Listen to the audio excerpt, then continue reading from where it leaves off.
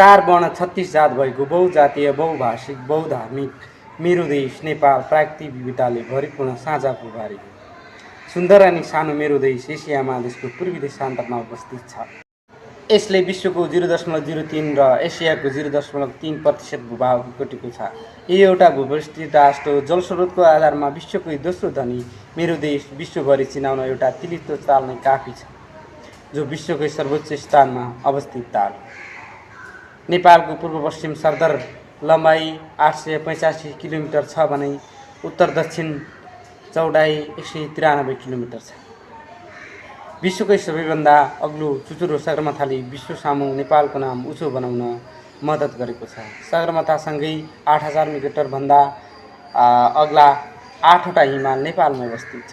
शान्तिका अग्रदूत गौतम बुद्ध जन्माउने कपिलवस्तु नेपालमै अवस्थित छ। नेपाललाई धरातली आधारमा हिमाल पहाड तराई गरी 3 भागमा विभाजन गरिएको छ। 600 प्रजाति भन्दा माथि चराचुरुङ्गी पाइने अरुण उपत्यका विश्वकै गहिरो उपत्यका नेपालमा अवस्थित छ। चन्द्र सूर्य ध्वजा लालीगुराँस राष्ट्रिय फूल राष्ट्रिय जनावर गाई जस्ता राष्ट्रिय चिन्हहरूको विकासोन्मुख मेरो देश नेपालमा सर्वप्रथम गोपालवंशीले शासन गरे।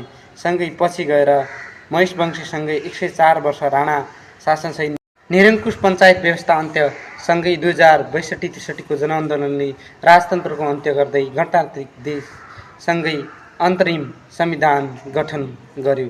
बलभद्र कुँवर अमर थापा जस्ता वीर सपुतले हाम्रो देशको सिमाना पूर्व टिस्टा पश्चिम काँगडा पुर्याएका थिए, तर आजभोलि नेपालका केही भूभाग भारतले लगेको छ। त्यसैले आज म यसकै बारेमा देशभक्ति गीत हाम्रै हो लिपुलेख गाउन गएको छु, स्वीकार दिनुहोला।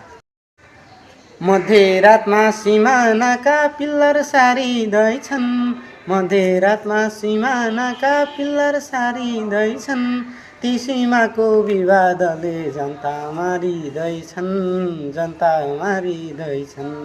हिजो पनि रोयौँ हामी अझै रुन पर्छ, हिजो पनि रोयौँ हामी अझै रुनु पर्छ, राष्ट्रघाती सन्धिहरू खारेज हुनु पर्छ।